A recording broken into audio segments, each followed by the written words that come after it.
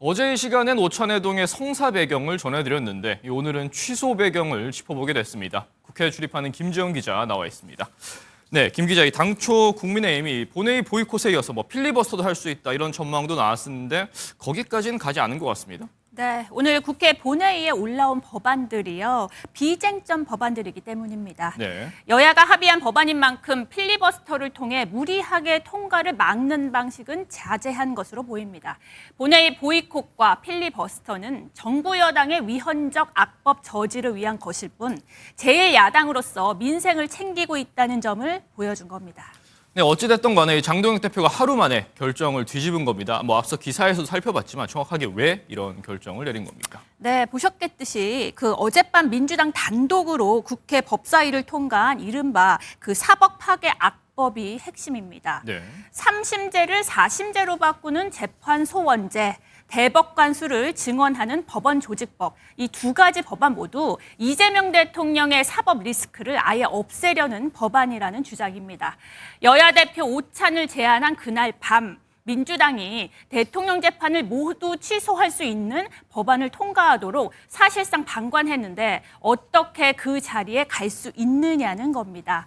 장 대표는 민주당 의원들이 대통령의 공소 취소 모임을 만든 점도 언급하며 야당을 넘어 국민에 대한 배신이다, 민심을 우습게 하는 처사라는 점을 강조했습니다.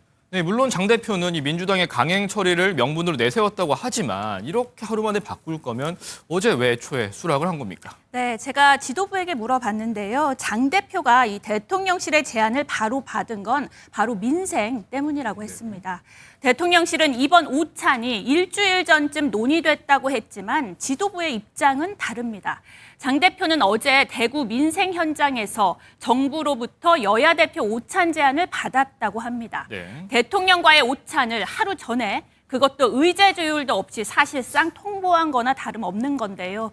지도부 관계자는 제안 시점과 회담 방식, 의제까지 어느 하나 야당 대표에 대한 예우는 없었지만 그럼에도 민심을 제대로 전달하기 위해 즉각 오찬을 받아들였다고 했습니다.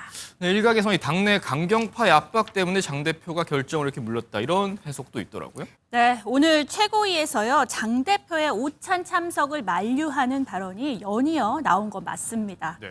하지만 장 대표가 이 같은 의견을 그대로 받아들였다기보다 참석 철회 결정의 분위기를 조성한 것이라는 해석이 더 적절할 것 같습니다. 네. 정부 여당이 사법 파괴를 하고 있다는 주장만으로 대통령과의 만남을 하루 만에 뒤집는 건 장 대표 입장에서도 부담이 크기 때문인데요.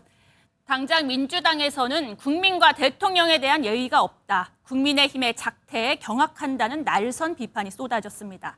당내에서도 오히려 약속을 지켜 대통령에게 민심을 전달했다면 국민이 공감했을 것이라는 지적이 나왔습니다.